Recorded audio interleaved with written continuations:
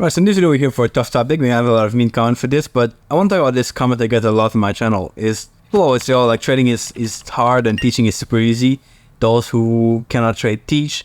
I get a lot of these comments. I'm going to address this here. Of course, I'm biased. I've been trading for the past 11 years. I've been trading full-time for 7 of those years. And of course, I coach traders. I have a company, Results Trade, that is specializing in helping traders get profitable and scale up the trading. So we have them scale up to 6-7 figures over time. So of course, I teach what I've done, but I don't just make money trading. That's a fact. I'll be biased a little bit in this video here, but I'll share with you what I feel from my experience. If you want to be mean in the comment, that's fine. You can go ahead and leave a comment. I'll take it. That's fine. But let me share about this saying of like, oh, those who cannot trade will teach. And the fact that trading is hard, teaching will be easy in that case.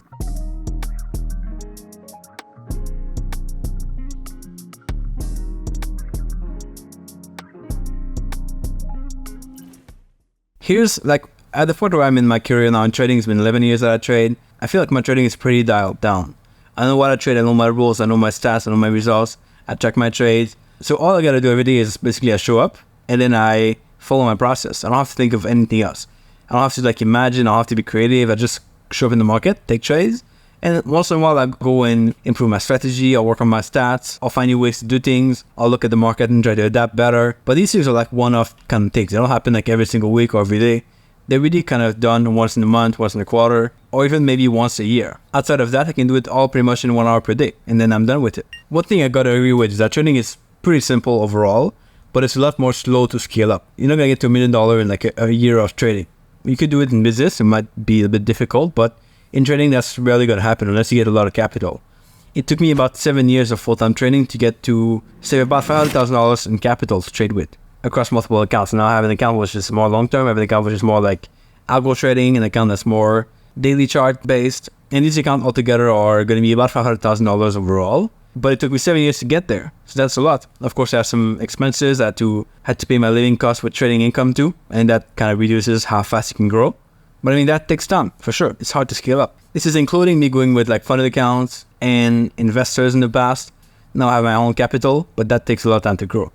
Could you get faster with just prop firm? Yeah, of course. But then you got to pay the fee for prop firm. You got to give out the profit share. And that's something I wanted to get out of. So I had to build my own capital. But if you just get started, you could get there faster with prop firms. Just keep in mind that you got to pay for that profit share eventually. So trading is simple, but definitely harder to scale up in that case.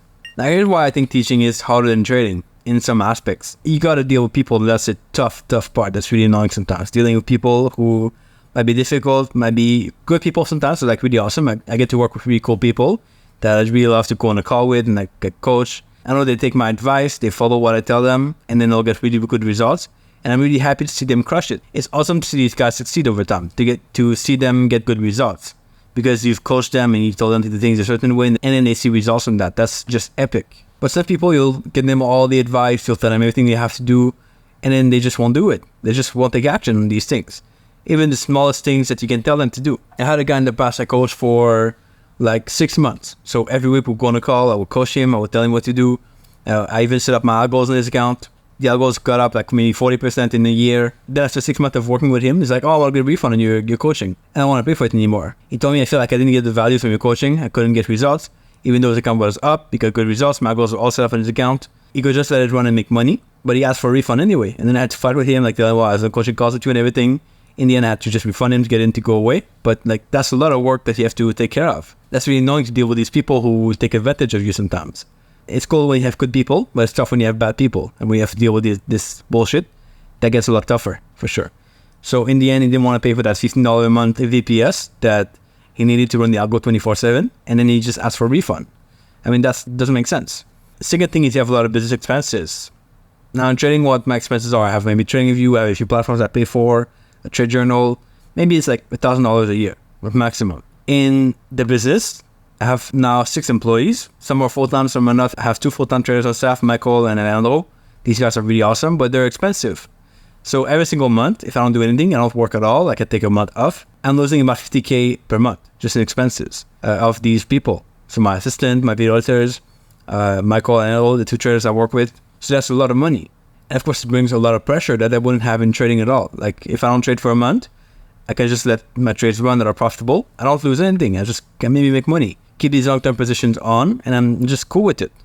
In business, you cannot do that. Like, there's a lot more pressure to perform. Nothing is a bad thing. It's definitely a good thing. And I get a lot of help, and that's awesome. But it comes with an additional cost. Next thing is the time required for business versus trading. In trading, I can do everything I need to do in maybe an hour per day maximum. Maybe most days like 15 minutes.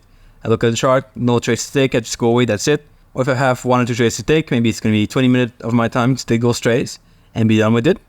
Going through all the charts. Business doesn't work that way. If you work 20 minutes a day, you won't make much money. So I got to do my trading, then I jump on my emails, and I do some coaching calls.